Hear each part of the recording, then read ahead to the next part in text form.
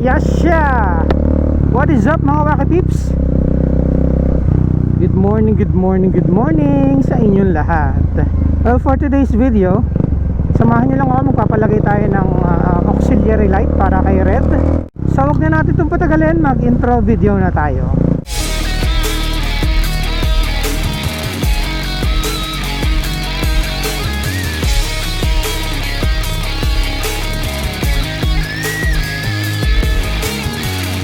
Alright, kung ikaw ay actually bago dito sa aking channel, welcome. And if hindi ka pa nakasubscribe, make sure to subscribe. Hit mo yung notification bell para updated ka sa lahat ng mga bagong videos na ipopost ko. Also, you can like and follow me on my Facebook, Instagram, and TikTok account. Bakit traffic? Go naman. So as mentioned there earlier, papalagay nga tayo ng auxiliary lights dito kay Red, kasi medyo mahina yung buga ng headlight nito yung stock na headlight, kaya kailangan natin magpalagay. And saan pa nga ba tayo magpapalagay kundi sa Rich Moto Shop. So sa mga hindi nakakaalam or sa mga nakakatanda, ang Rich Moto Shop, siya yung naglagay sa atin ng auxiliary light nung motor pa natin si Gray, ang ating XSR 155. Yan, so sa Rich Moto Shop tayo nagpalagay nun ng auxiliary light kay Gray. Since subok na natin si Rich Moto Shop and magaling naman silang gumawa, doon na tayo magpapalagay ng auxiliary light para kay Red. So yung Rich Moto Shop, located siya dito sa may Canlubang, sa Calamba Village. I'm not sure kung part na yun ng Canlubang or Calamba pa din. Noong nagpalagay kasi tayo nun ng auxiliary light kay Gray, hindi naman tayo nag vlog nun parang mini vlog lang yung ginawa natin papunta doon. So this time around, papakita ko sa inyo yung papunta doon, para if ever na gusto nyo magpagawa kay Sir Robert o kay Rich Moto Shop, alam nyo na kung saan. If galing naman kayo sa malalayong lugar, pwede nyo namang Waze or Google Maps yung Rich Moto Shop makikita nyo yon, tulad ng ginagawa ko ngayon. Kaya ako naka-Waze kasi nakalimutan ko na yung pagpunta doon. Aside sa auxiliary light, nagkakabit din si Sir Robert ng mga busina, pati expert din siya sa mga wiring sa mga electrical ng motor. And pulido at maganda talaga siya gumawa at malinis. Yun ang maganda. And ang kagandahan pa doon, per appointment lang yung pagpunta sa shop niya, kasi 1:1 siya hindi siya tumatanggap ng maraming gawa sa isang araw. Per appointment lang talaga, para matutukan niya talaga. Teka, ano oras na ba? 8:15. Medyo maaga-aga pala, no? Siguro pa dapat magkape muna ako. Ayun na, shout out Triumph Calamba, at sarado pa sila, alas 9 pa yata sila magbubukas. So since dito lang naman ako sa Calamba, ganito lang yung gloves na sinuot ko. Hindi naman tayo mag-expressway pero syempre naka padded pants pa rin tayo, pati naka jersey mate. I think kailangan ko muna magkape. Mapapaaga tayo ng dating dun sa shop ni Sir Rich tuloy, ni Sir Robert. Yan.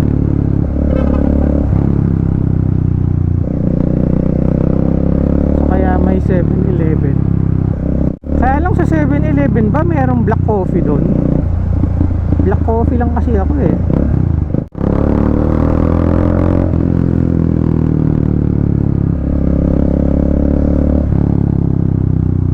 Kakaliwa na tayo in 300 meters. So sa Pasiano, alam ko pagkaliwa dito may 7-Eleven or any gasoline station na pwede tayo mag-stop muna at mayroong kape. Taga dito ako, hindi ko sa ulado kung saan yung mga 7-Eleven. Jollibee, Chowking.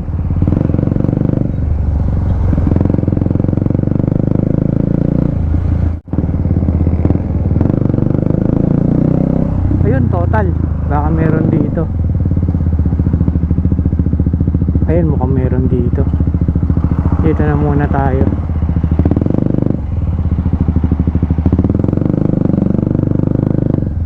Yun, meron din silang bonjour dito.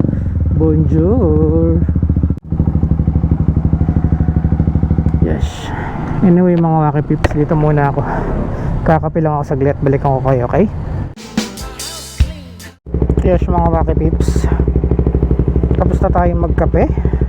8:57, so lapit-lapit na naman yon. So sakto by 9 nandun na tayo. So pakita ko sa inyo yung bagong tambucho na red, yung pinalit ko sa Kate, which is ang Katya. Yan, ang tahimik ng idol niya, no? Pero pag binomba yan, diba? Crazy. Nice. Tara na mga Wacky-Pips. Ito may-ari nung Fortuner na to. Ito yung owner na itong Total. Dumating kanina, tinanong kung liquid cool daw tong motor. Sabi ko, opo. Di siya makapaniwala na liquid cooled. Ang galing daw. Thank you.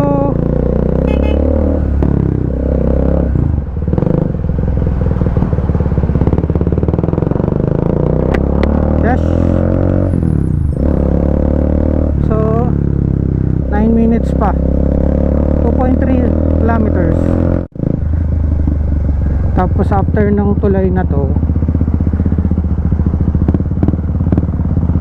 may subdivision tayong papasukan doon. Doon yung Rich Moto Shop.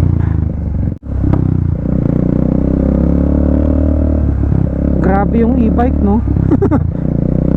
Kita nyo yun? Gusto pa niya mag-overtake eh. 300 meters turn left daw. Oh, ito palabas ng pa SLEX pa Batangas. Kaya nagtatraffic eh. Konti lang yung pagitan ng exit eh, ng mga toll. Yes, magta-turn left na po.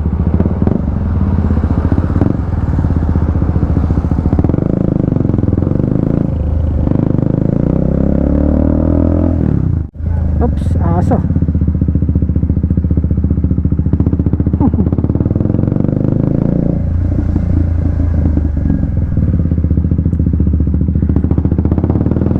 Turn right on, ilang daw. Pero dapat ilang yun, di ba? Ayan. By the way mga Wacky Pips, set ko na yung expectations nyo. Yung Rich Moto Shop is actually residential area lang yun ni Sir Robert. Pero doon siya tumatanggap ng services niya. Meron din siya doon para maliit na place na parang tindahan, kung saan nakalagay yung mga tinitinda niya, mga auxiliary light, mga busina, mga wirings, and so on and so forth. Mamaya try natin i-check kung pwede natin makita yung place na yon.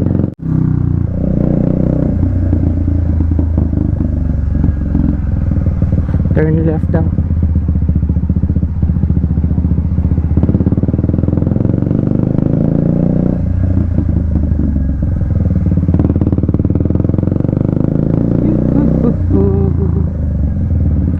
Yes po, ito na po, magta-turn left po sa Ever.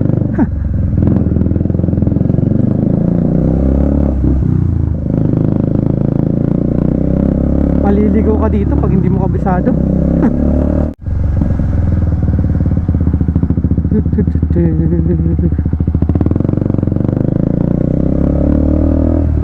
Yes, ito na po. Do not enter daw.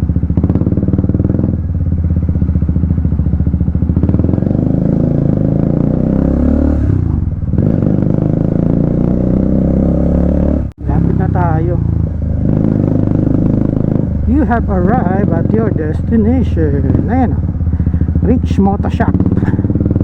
Ayan, Rich Moto Parts and Accessories. Pasok na tayo dito. Ayun si Sir Robert. Naghihintay.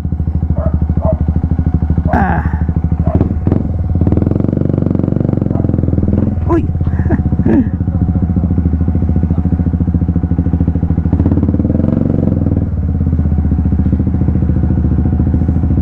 Ayun oh. Sir Robert, good morning. Kamusta?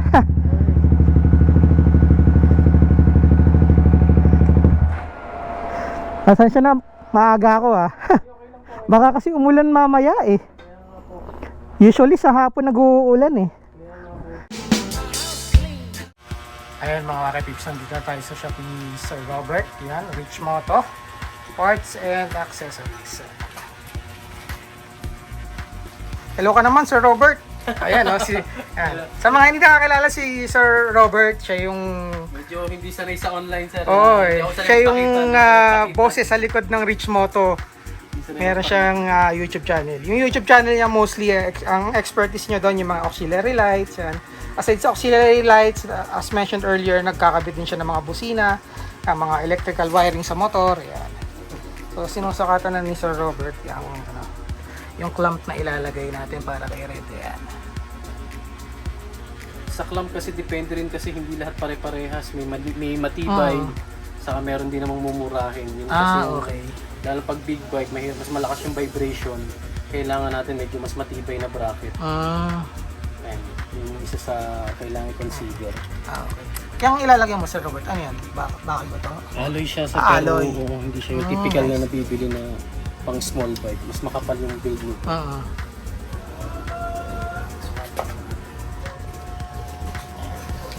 So sabi ni Sir Robert, iaangat daw ng konti yung tangke ni Red para dun itatago yung mga wirings eh. Ang ilaw natin ay may white, may dilaw, saka may mix. Yun yung combination light. So bali dito, kailangan natin ng tatlong switch para sa tigil-tigisang ilaw. So bali, pag kinabit natin siya dito sa harness, makakontrol niya yung tatlong switch. Plug and play lang naman ito. White sa white, red sa red, yellow sa yellow. So bali, medyo mas mabilis itong gawin. Tapos, yung dulo ng ating harness, connect na lang natin ito dito sa ating battery. Positive sa negative terminal. Tapos plus yung ACC wire. Since nag-battery lang muna tayo, naka dilaw, puti, mix. Kaya niya kontrolin yung tatlo. Sa pamamagitan lang ng isang 3-way switch. Nice. Ayan. Diba? Tapos bukod pa doon, di ba yan sir, tapos dito pag nagano ka, may blinking function siya. Tapos sa puti, may blinking din sa puti. Tapos nag-alternate siya. Pero pwede mo naman siyang optional lang naman gamitin yan. Nandito naman po sa control ng switch siya. Okay. Ayun lang siya. Kung gusto mong puti dilaw lang, ayun lang naman. Wala namang yun. Hindi naman para mag-blink. Pero kung gusto mo nag-blink, pipindutin mo lang siya dito. Para mag-ano ka lang. Mamaya, hindi pakita. Nice.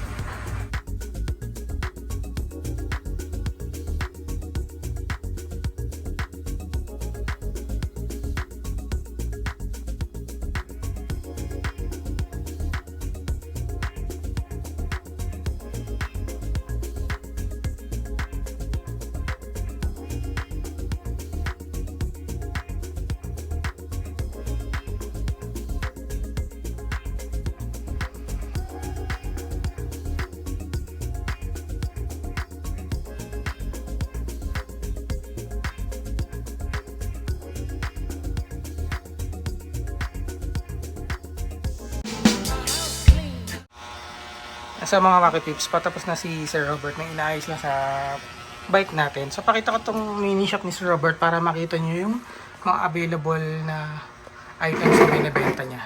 Ayan.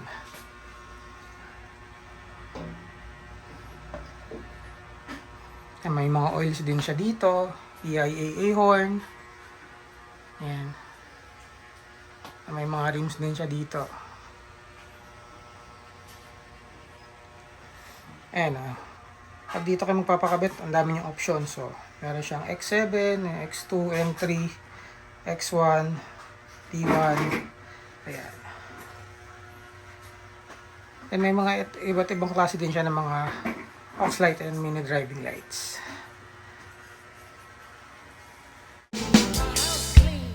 Ayun mga Wacky Peeps, so tapos na tayo dito sa Rich Moto Shop. Ayan. So yan yung itsura ng ating auxiliary light. Again, ito ay Zenlo M5. Ayan. Kudos kay Sir Robert, ang linis ng gawa. Ayan. Ito yung kabila. Nice, diba? Ganda. Mamayang gabi, papakita ko sa inyo mga Wacky Peeps kung ano itsura niyan sa gabi. Again, Sir Robert, thank you. Subscribe kayo kay Sir Robert. Rich Moto Shop. Ayan. Sir Robert, thank you ulit ha. Ingat. Nice. Not sure kung nakikita nyo yung auxiliary light. So ito yung switch ng auxiliary light mga Wacky Peeps. Ayan no. Andito sa ilalim.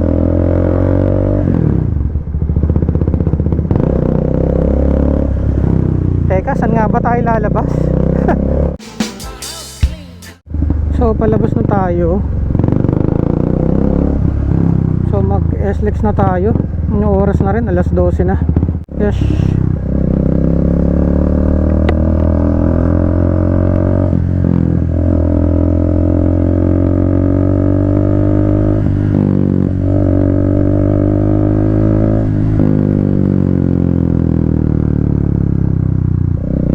Pass through. Okay. Ay, walang bayad. Yes.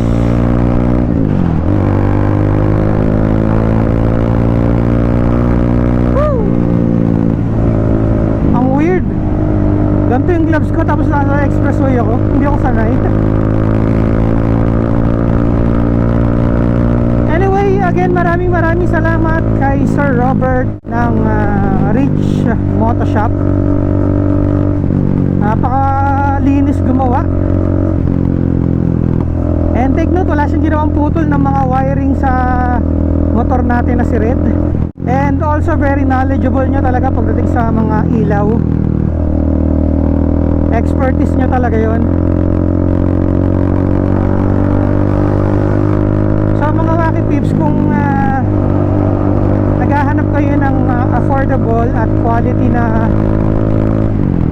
electrician for auxiliary lights or mini driving lights, check out nyo na yung Rich Moto Shop.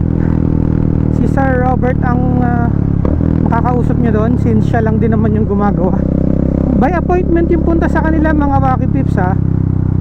1:1 kasi si Sir Robert lagi. Ibig sabihin nun, tutok na tutok talaga siya. At siya talaga yung gumagawa. Naku, parang uulan na. Huwag naman sana.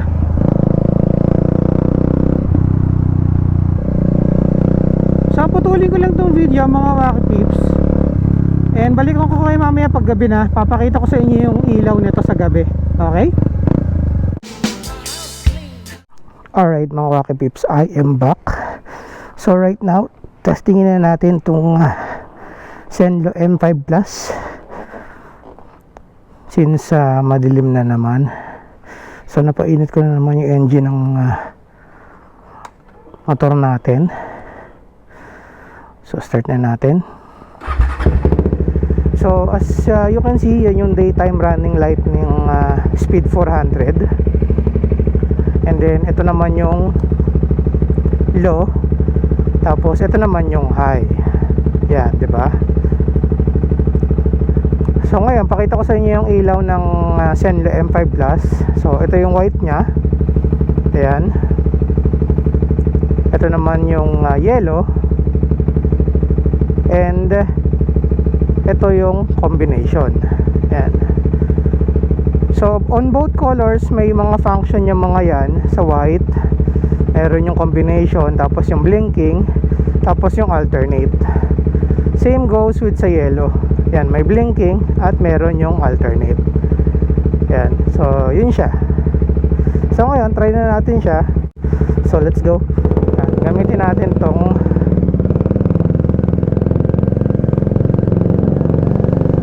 white. Ayan.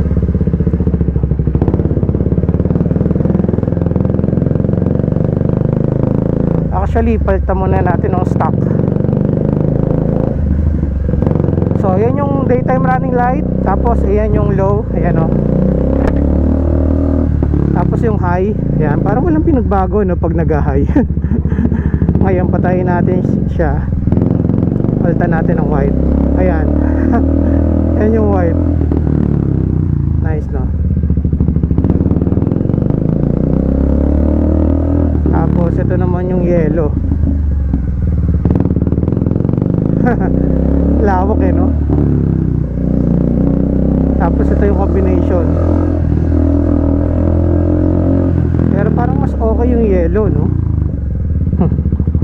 Labas muna tayo pati magpagas. Balikan ko kayo mga Wacky Pips, okay?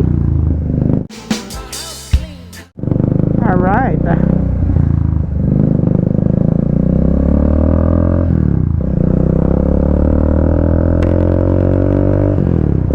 So nagpagas muna ako.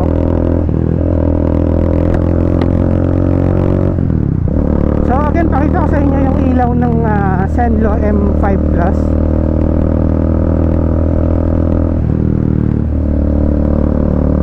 So yan yung stock